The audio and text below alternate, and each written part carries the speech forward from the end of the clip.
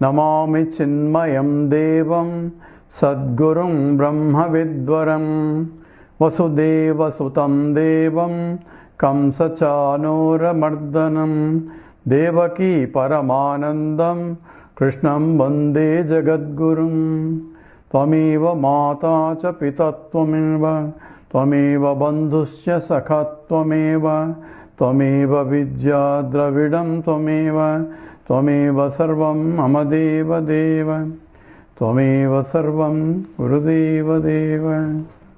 Hari Om. We just completed the chapter 13 of Ashtavakra Gita, where Janaka Maharaj is trying to glorify the bliss absolute. It is the most highest, happiest state, because that is your Anandam is your Swarupam. That means your intrinsic nature itself is Anandam. Because being Brahman, infinite, you are full, and therefore you are completely happy, because that's your natural state. So anything that are done at the body, mind and intellect level does not affect you. So in the last sloka of the chapter, and Krishna, Janaka Maharaj said, Sukhadi Rupa Nayamam Bhaveshva Lokya Bhurishaha Shubhe Shubhe Vihayatma Ahamase Yadha Sukham. Sukhadi Rupa Aniyam. So fluctuations in the Sukham, Dukkham, all will be appearing at the body, mind, intellect level. So even the Jnani will be experiencing that ups and downs in life. There is one typical Zen story, and might have told already, but there is a Zen Mahatma, and people crowded there to listen to him, and there was satsang going on. And one day, when the satsang is going on, the neighbor of that Mahatma came with an angry mood and started abusing him left and right, saying that my daughter became pregnant because of you. So, and my daughter confessed that it was you who contributed to the pregnancy, and you are having satsang here, but you are having that kind of life. So he gave left and right all the galis, and you are responsible for my daughter's this one. And all people were really surprised to hear all that.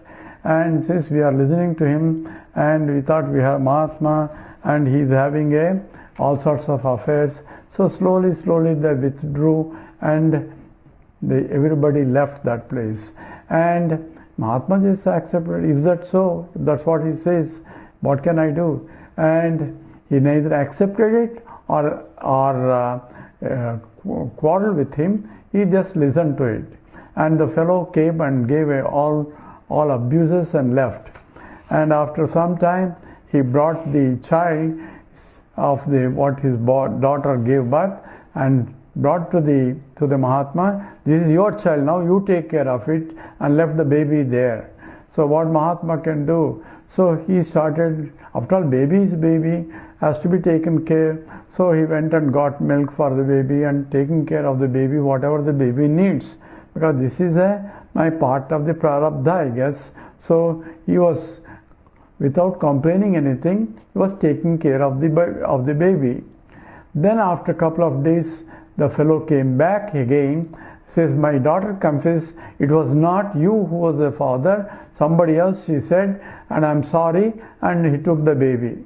So what else is? That's also gone. So he never complained when the people accused him, or did not say, oh, now the fellow has left and he's back. But slowly people started hearing and recognizing that it was not his problem.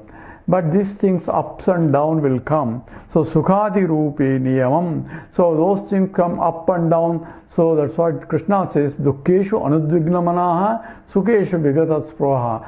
Because the body, mind, intellect is product of the prarabdha, and because of the actions are done in the past, and it has to experience, because like an arrow was shot already, and he came with that prarabdha vasanas, and that has to be exhausted, and the body will remain as long as the prarabdha will continue.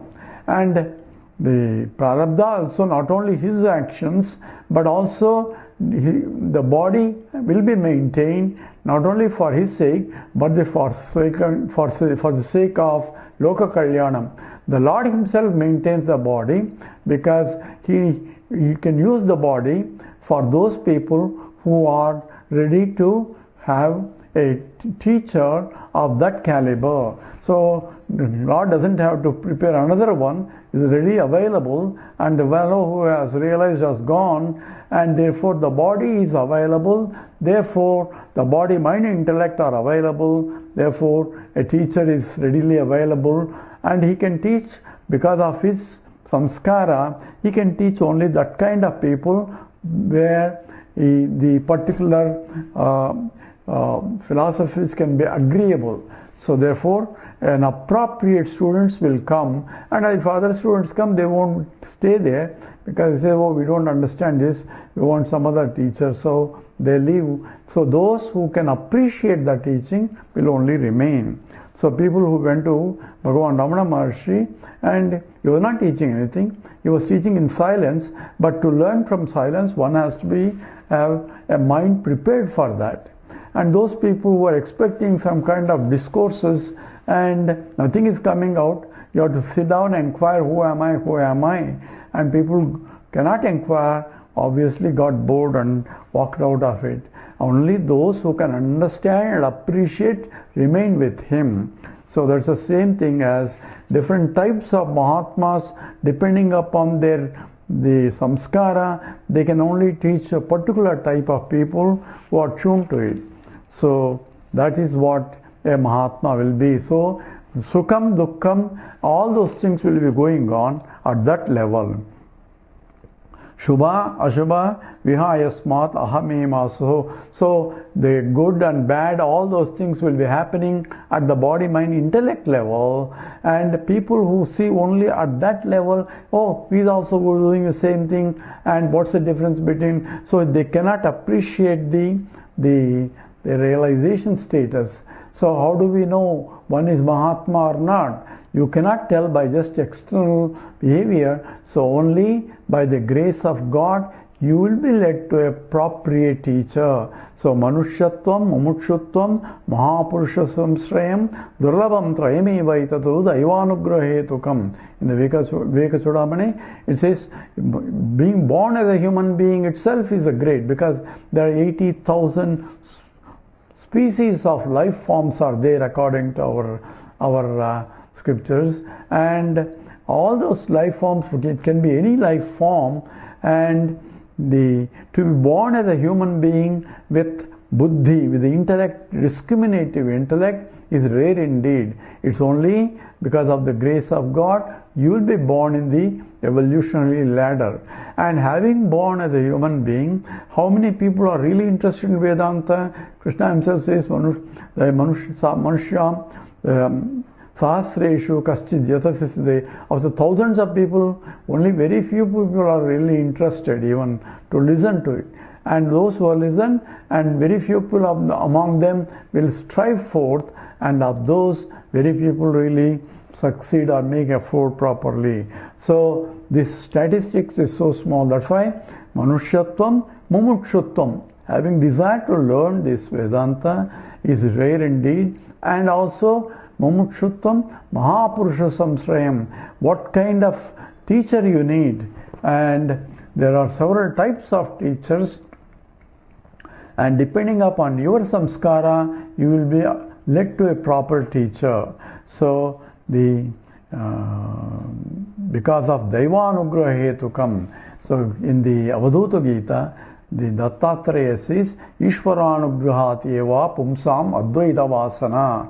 So to have a desire to learn Advaita Vedanta, you have to have the grace of Ishvara only. That's what Avadhuta Gita starts with his discourse on the Gita. So there are different types of teaching available, but what kind of teaching that one is led to depends upon one's samskara. So what should I do in search of teacher? So one fellow wanted to have an ideal teacher. So he has put on what are the qualifications required for his teacher. So he has to see this, he has to do this, and he's going around testing every teacher. Oh, he doesn't have this, he doesn't have this. So he went around to find out what is an ideal teacher that he wants as per his criteria.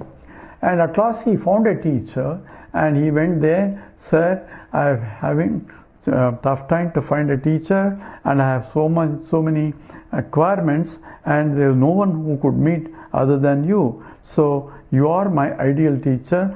Please accept me as your disciple. So Mahatma said, oh, that's good. I pass your test, but you have to pass my test now. So what is that? So he took him to a well, and all you have to do is that there's a bucket there and there's a tub there. You have to fill the water and fill up the tub. Said, oh, that's very easy. Then when he looked around, he saw the bucket doesn't have a bottom. And how is he going to bring the water from the well and pour it into the tub and fill it up? Sir, how can I do this? Because there is no bottom for the bucket. There won't be anywhere. And teacher laughed and said, don't I know that? You want the qualifications for a teacher, but you do not have the qualifications for a disciple, because you are not ready to listen what has to be done. So you do not have the faith in the teacher's words. So therefore, first go and become a worthy disciple, then you will find a lot of teachers. So that's what a Zen story is, that also. So the appropriate teacher will come provided one is ready. So Gurudev Swami Chiramanji used to say that you do not have to go in and hunt for a teacher. Says a flower doesn't go and hunt for a bee. Where is a bee? So all it has to do is open itself and bloom itself, and a bee shall come, even if the flower is somewhere on the way to Himalayas. Appropriate bee will come, and that's the way that one has to open himself. The mind has to be open. That means mind has to be ready. How does it become ready? Satsangatve nissangatvam, nissangatve nirmohatvam. Constant listening to satsang will keep the mind open, and appropriate teacher shall come, and that's the law. And that is essentially implied, and therefore is essentially a Shubha, Ashubha, all that are beyond. And you see the teacher also doing same thing, and I am also doing same thing. But when a teacher does, his attention is that he is not a doer, but he is witnessing the doing going on at the Prakriti level, but he is a Purusha. I am pure consciousness enlivening all these things. That will be his knowledge.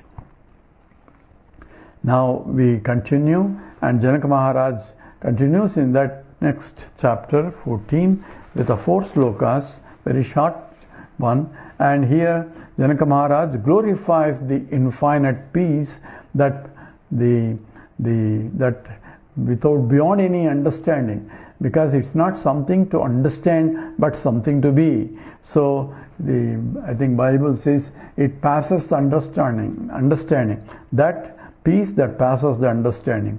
So here infinite peace, that means mind is free from all agitations of all kinds, and because it is Brahman cannot have any agitations in that. So that's essentially glorifies here Janaka Maharaj in terms of the nature of that reality. So when one is completely full, the apurnam, that means completely full, then it doesn't get perturbed at all. In fact, Ramana says apurnam means overflowing fullness. It's not just purnam, it is overflowing fullness, and therefore there cannot be any disturbance or limitations of that. Only when it is empty bottles make a lot of noise. So it is half empty, you will make more noise. But only when it is half empty, you want the noise is more. But when it is completely full, then it is it completely peaceful, and that essentially is illustrated here. And here it gives an example that he is asleep when everybody is sleeping, and he is awake when everybody is sleeping. So it's ulta sida. So this is also sloka comes in the Bhagavad Gita, and that doesn't mean that he is phase of 12 hours this way. Everybody is sleeping, he becomes awake, and everybody is awake, he is sleeping. It's not that way. That means he is essentially asleep to the world of objects and desires that everybody is going after. Everyone in the whole world is looking for happiness, and going here like a rat race is because everyone wants certain things to become happy.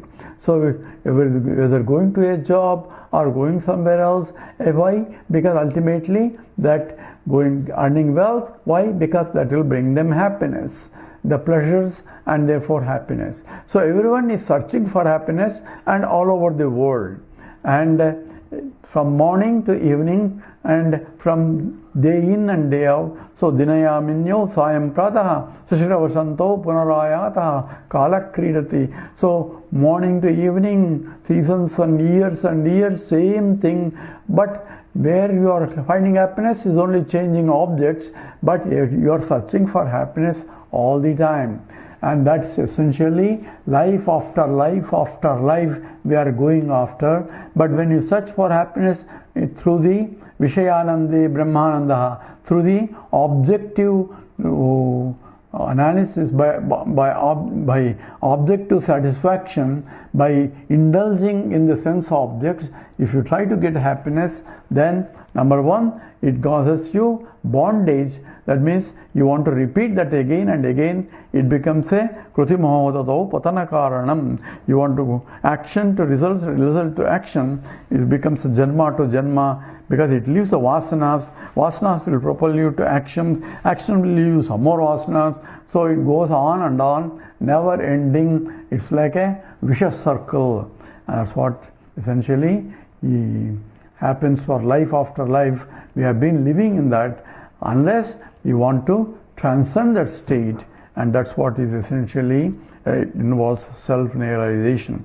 So here in this sloka, it says Mahatma will be sleeping in the night and he is awake in the night. That means he is sleeping to the desires. That means he has no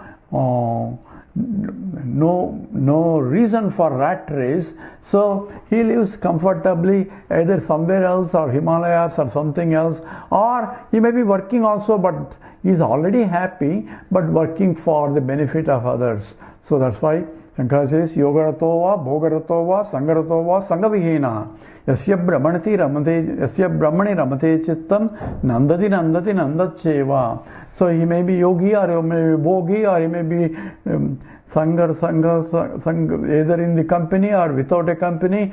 But what he is doing is always reveling in the Brahman that he is. That means he is reveling that happiness, that fullness that he has. So we'll read first sloka here. Janaka uvacha prakrutya sunya chitto yaha prakrutya sunya chitto yaha pramadad bhava bhavanaha pramadad bhava bhavanaha nidrito chodita eva china samsvarano hi saha. So prakrutyaha, so naturally, spontaneously, sunya chittaha, so he is empty-minded. That means he is not that mind is empty. He is essentially agitationless. Here he has a mind, not that he doesn't have any mind, but he uses the mind appropriately for where it is needed. So he doesn't unnecessarily thinking of certain things of the past or the future and so on, but his mind is dwelling in what need to be done in the present. And whatever that required for the present, he will think about the past, about what is needed in the present.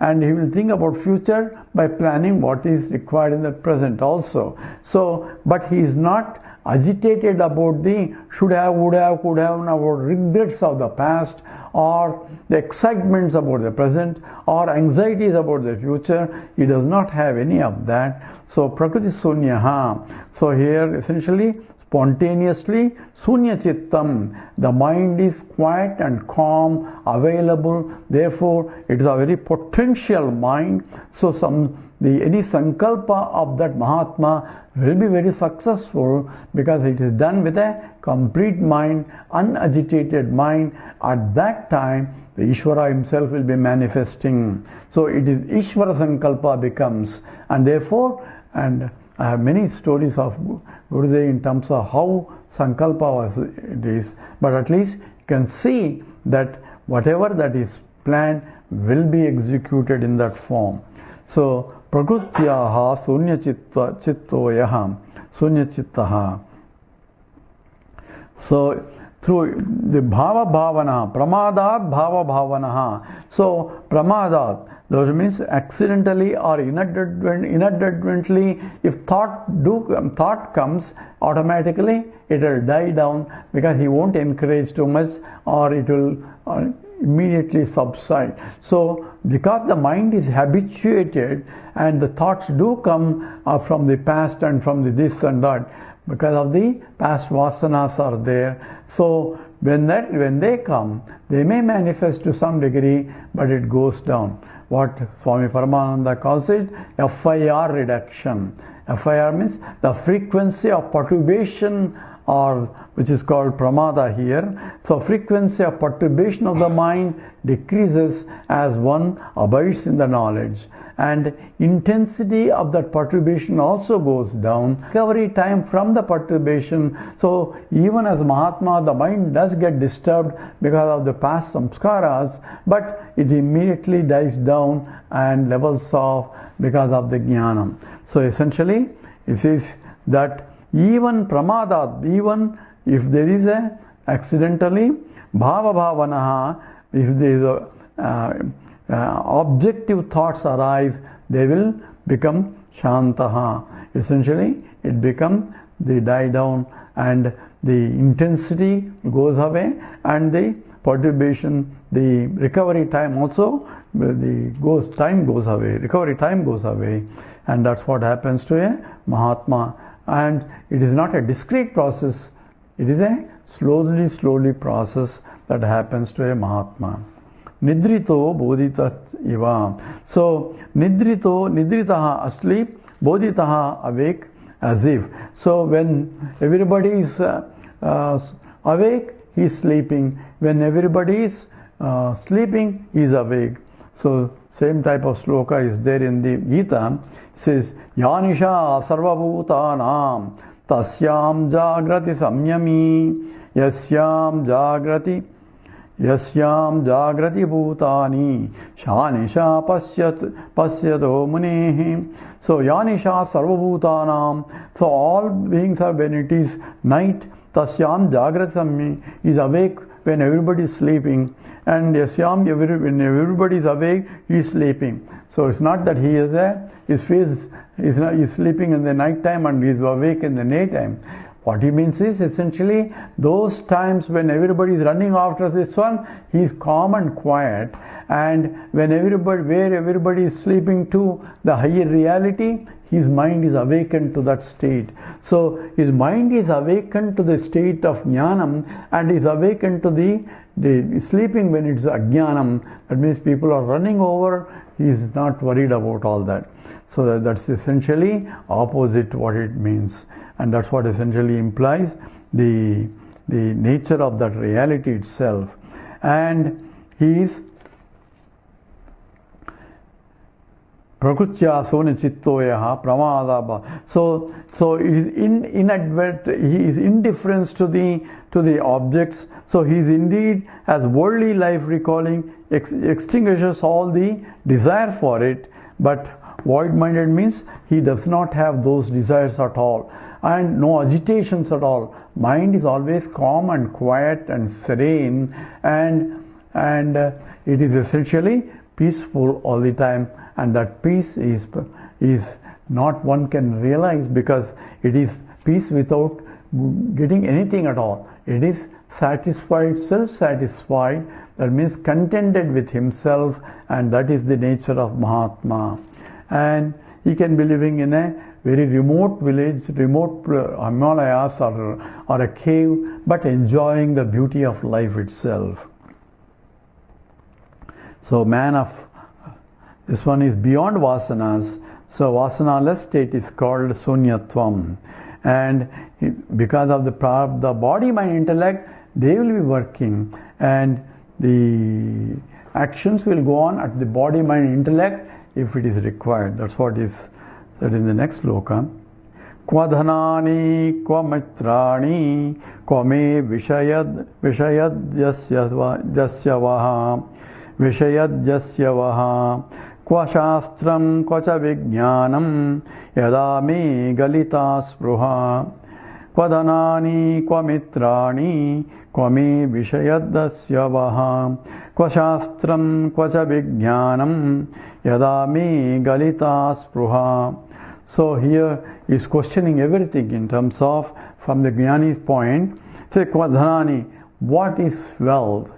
So what is wealth? Riches. Everybody is running for wealth, and he doesn't care for wealth.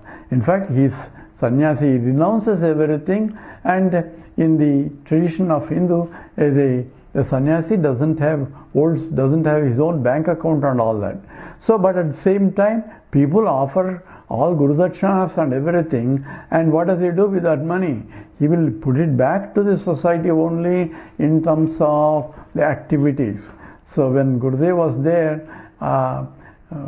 it so happened after first lecture, when after the listening to him for first time, because I didn't want to listen, but my wife insisted that we should listen, but I was so impressed of that, and I continued to listen to both the Bhagavad Gita, and also I got up early enough to listen to the Upanishad also, and after that I wrote a very big letter and saying that what good is this knowledge when people in India are suffering without education and all that.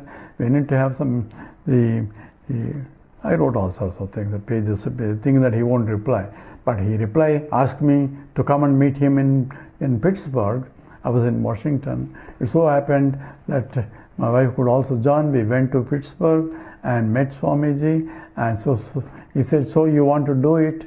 And says, you be in charge, and you be in charge of. So we ended up forming a Seva Incorporated, a philanthropic organization was formed after that, and he made me secretary and treasurer, because he didn't know me. In fact, immediately because I questioned, he made me in charge of that.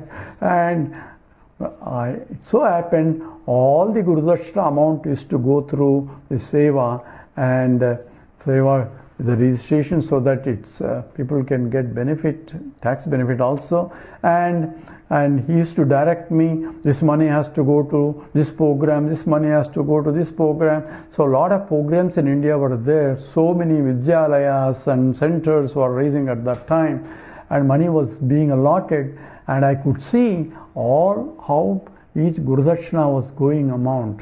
So it's amazing work that was going on, and I could have the glimpse of that work, and I was instrumental only in terms of passing that work and giving the registrations and the receipts for people and sending the amount where it should go, and he will have a copy of it, he signs it, that received, and so on. So every penny is accounted, and that is how he keeps a track of it. Even after Yajna is over, we used to make a Guru Dakshina list, the list of it. There will be 3 copies or 4 copies. One you have to have it, one to Swamiji, one to Chinmaya Mission, and maybe 3 copies. And it so happened that he looks every item and puts a signature and sends back seen. And because he is going to see it, we have to make sure that everything is appropriately listed. So he insisted such a strong discipline, and that's what essentially in the Chinmaya Mission was involved at that time, I know. So I had a first-hand knowledge of how things were operating, how he is acting, how he is operating people. All that was really evident. So one lady called me from somewhere in Atlanta, and she was in the hospital and she was going to go to surgery, and she wanted Swamiji to bless her, and somehow she came to know about me. So she called me, and immediately I had to find out where Swamiji is. He was in Hong Kong. So I left a message of her and her phone number to contact, and I found out that immediately he called her, and to make sure, blessed her everything, "You will be all right, I'll be seeing you." And afterwards I met her later that Swamiji did call, and he was so happy. So he was keeping track of everything also, and compassionate enough to respond to people's requests. And he used to respond to every letter, and that's what a Mahatma is.